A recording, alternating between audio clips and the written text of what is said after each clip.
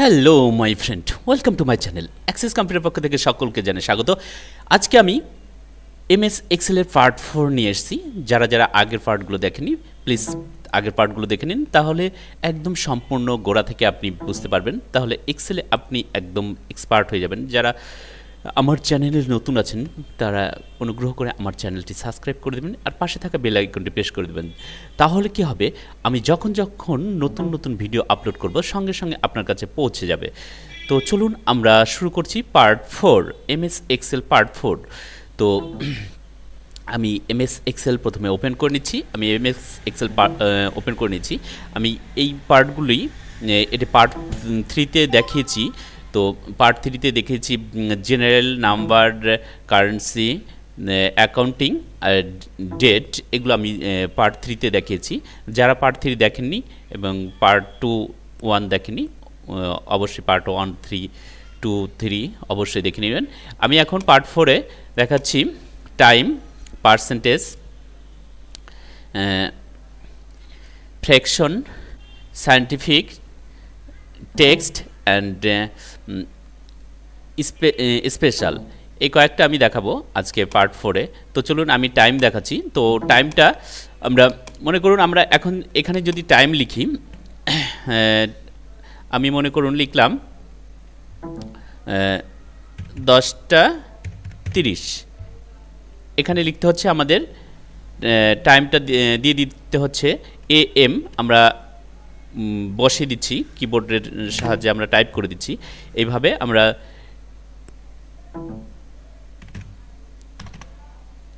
4:30 AM এইভাবে আমাদের বসিয়ে দিতে হচ্ছে।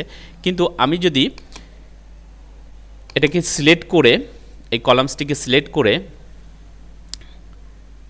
নাম্বার ফরম্যাটে চলে আসি, মোর নাম্বারস ফরম্যাটে চলে আসি, মোর নাম্বার ফরম্যাটে এসে টাইমে ক্লিক করি। টাইমে ক্লিক করার পর এখানে দেখুন টাইম আমাদের কোন ধরনের চাইছি সেই ধরনের টাইমগুলো এখানে দেওয়া আছে। আমি যে ধরনের চাইছি সেই ধরনের টাইমে যদি আমি ক্লিক করি, এখানে আমাদের সেই ধরনের টাইমটা এখানে চলে আসবে। তো আমি এটাকে সিলেক্ট করছি, সেকেন্ড সমেত চলে আসবে এটাতে সিলেক্ট করলে। আর এটাতে শুধু আপনার ঘন্টা আর মিনিটটা আসবে, এটাতে আমি ক্লিক করলাম। এবার আমি ওকে করে দিচ্ছি।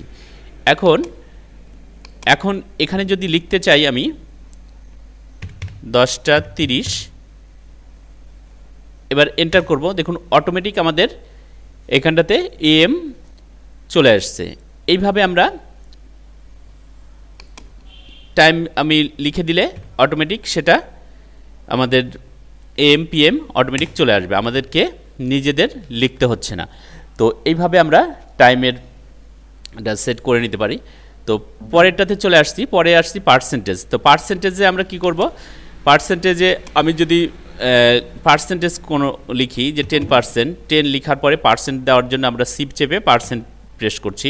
আবার 20%, 20 লিখে আমরা শিফট প্রেস করে তারপরে পার্সেন্ট লিখতে হচ্ছে আমাদের। এইভাবে পার্সেন্ট লিখছি। কিন্তু আমরা যদি এই কলামসটিকে সিলেক্ট করি, সম্পূর্ণটা সিলেক্ট করে আমরা মোর নাম্বার ফরম্যাটসে চলে আসবো। মোর নাম্বার ফরম্যাটসে এসে পার্সেন্টেজে যদি ক্লিক করি, পার্সেন্টেজে ক্লিক করে এবার আমি ওকে করে দিচ্ছি। এখন দেখুন আমাদের পার্সেন্টেজ অটোমেটিক নিয়ে নিয়েছে। এখন আমি 30% লিখছি, 30 দিয়ে এন্টার করব। দেখুন পার্সেন্টেজ অটোমেটিক আমাদের চলে এসছে। কিন্তু ডেসিমাল প্লেস আমাদের 2 চলে আসছে, কারণ আমরা ডেসিমাল প্লেসটা 2 রেখেছিলাম। আমি দেখিয়ে দিচ্ছি, সিলেক্ট করে আমরা পার্সেন্টেজে চলে যাচ্ছি। দেখুন এখানে ডেসিমাল প্লেস আমরা 2 রেখেছিলাম, এই কারণে দশমিকের পরে আমাদের দুটো সংখ্যা চলে আসছে। তো আমি এটাকে 0 করে দিচ্ছি, তাহলে দশমিকের পরে আমাদের কোনো সংখ্যা থাকবে না। আমি 0 করে দিলাম। দেখুন দশমিকের পরে কোনো সংখ্যা নেই। এখন আমরা পার্সেন্টেজ লিখতে পারি।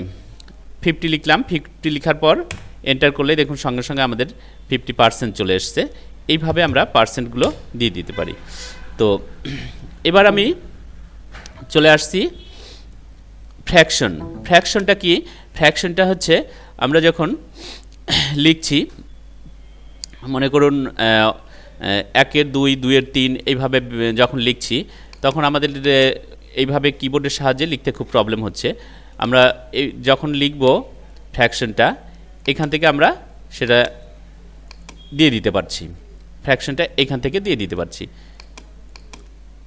আমি লিখলাম 2.3, এবার আমি সিলেক্ট করে দিচ্ছি, ফ্র্যাকশনে ক্লিক করে দিব, আমাদের ফ্র্যাকশনটা দেখুন চলে এসছে। এইভাবে আমরা ফ্র্যাকশনগুলো করতে পারি।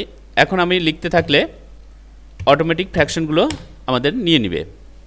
দেখুন 0.2 অটোমেটিক আমাদের ফ্র্যাকশনগুলো নিয়ে নিবে।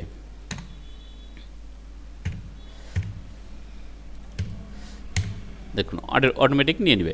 তো এইভাবে আমরা করে নিতে পারছি। তো সায়েন্টিফিকে চলে আসছি। সায়েন্টিফিক কি? সায়েন্টিফিক হচ্ছে আমরা যখন লিখছি তখন আমাদের a স্কোয়ার b স্কোয়ার অথবা 3 স্কোয়ার এইভাবে আমাদের লেখার যখন প্রয়োজন থাকছে তখন আমরা কিবোর্ডের সাহায্যে লিখতে প্রবলেম হচ্ছে, তখন আমরা সায়েন্টিফিক অনুসারে আমরা করে নিতে পারছি। এছাড়া সায়েন্টিফিক অনুসারে নাম্বারিং আমরা করতে পারি। আমরা কোনো সংখ্যা লিখছি, এবার সেটাকে সায়েন্টিফিক অনুসারে আমরা যদি লিখতে চাই তাহলে আমরা সিলেক্ট করে নিব। সিলেক্ট করার পর সায়েন্টিফিকে ক্লিক করব।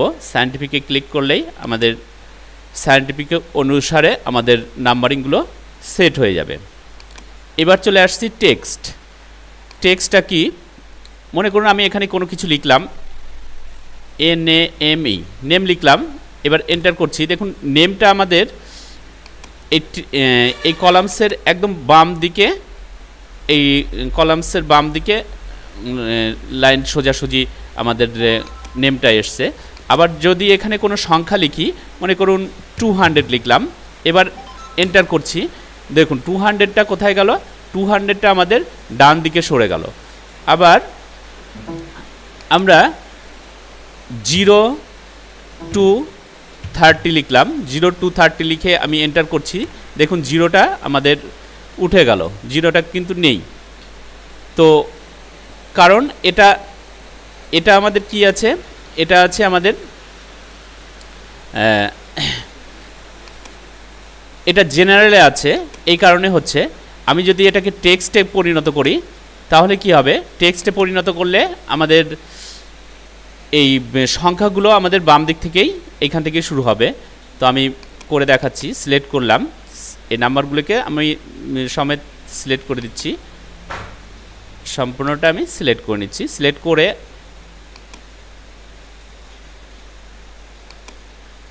চলে আসছি, টেক্সটে চলে আসছি। টেক্সটে এসে আমি ওকে করলাম। এখন দেখুন এই নাম্বারগুলো কোথায় আসলো? নাম্বারগুলো একদম বাম দিকে সোজাসুজি আসছে, আর 0টাও আমাদের 2-এর আগে 0টাও নেই। এখন যদি আমি লিখতে চাই 0300, এন্টার করব, দেখুন আমাদের কি হলো? এটা টেক্সটে পরিণত হয়ে গেছে, কিন্তু আগে আমাদের কি ছিল? এটা নাম্বারিংয়ে ছিল। এবার এটা কিন্তু আমাদের দেখুন টেক্সটে পরিণত হয়ে গেছে, যা লিখছি সেটাই থেকে যাচ্ছে। আমি এটাতে এই কলামসে লিখে দেখাচ্ছি।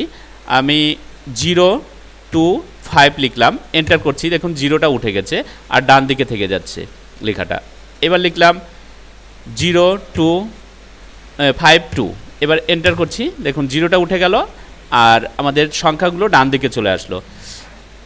কিন্তু এটার ক্ষেত্রে আমি যদি লিখতে চাই, এটা আমাদের টেক্সট তৈরি হয়ে গেছে এই কলামসটা পুরো, এই কারণে এটাতে যদি আমি লিখতে চাই 0 to 1, এবার এন্টার করব, দেখুন এটা আমাদের বাম দিকেই থাকছে, 0টাও থেকে যাচ্ছে, কারণ এটা টেক্সটে পরিণত হয়ে গেছে এই কারণে। আর এটার ক্ষেত্রে আমাদের টেক্সটে পরিণত হয়নি, এটা সংখ্যাতেই আছে, জেনারেলে আছে, এই কারণেই এটাতে আমাদের সংখ্যাগুলোর আগে 0টা অটোমেটিক উঠে যাচ্ছে। আবার একটা মজার বিষয় কি, আমি যদি এইটার ক্ষেত্রে আমি যদি সাম করতে চাই, এখানে এটা কিন্তু সাম হবে না, আবার এটার ক্ষেত্রে কিন্তু সাম হয়ে যাবে। মনে করুন এই দুটোকে আমি সাম করব, সাম করার তো এই কলামসটি আমাদের পুরো টেক্সটে পরিণত হয়ে গেছে। এখানে যদি আমরা এগুলোকে সাম করতে চাই, প্লাস করতে চাই, কিন্তু প্লাস হবে না, কিন্তু এটার ক্ষেত্রে কিন্তু হবে, কারণ এটা আমাদের জেনারেলে আছে, নর্মালে আছে, এই কারণে এটার ক্ষেত্রে হবে। আমি সেটা করে আপনাদের প্রমাণ করে দেখাচ্ছি। মনে করুন এটা 25 আর 52 আমরা সাম করব।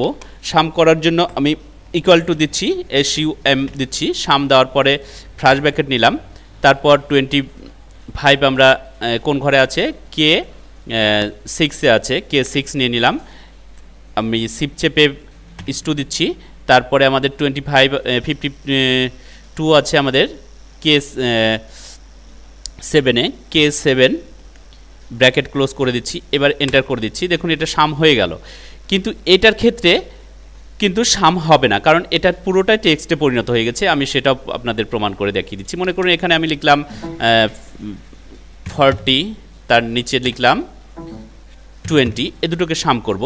তো সাম করার জন্য আমি ইকুয়াল টু দিচ্ছি, ইকুয়াল টু দেওয়ার পর SUM দিলাম, সাম ফার্স্ট ব্র্যাকেট দিলাম, 40 আছে আমাদের, 40 আছে J10 সেলে, J10 সেলটাতে আছে, শিফট চেপে S2 দিব, তারপরে এটা আছে আমাদের J11 সেলটাতে, এবার ব্র্যাকেট ক্লোজ করে দিব, এবার এন্টার করে দিব। দেখুন এটার ক্ষেত্রে কিন্তু আমাদের সাম হলো না, ক্যালকুলেশন কিন্তু হলো না, কারণ এটা পুরোটাই টেক্সটে পরিণত হয়ে গেছে এই কলামসটি। তো তাহলে আমাদের এখানে আমরা টেক্সট কলামের কাজটা আমরা দেখে নিলাম। তো টেক্সট কীভাবে টেক্সটে পরিণত করতে হয় আমি দেখিয়ে দিলাম। তো এবার পরেরটাতে চলে আসছি, স্পেশাল। আমি এগুলোকে কেটে দিচ্ছি। আচ্ছা, স্পেশাল। তো স্পেশালের ক্ষেত্রে আমি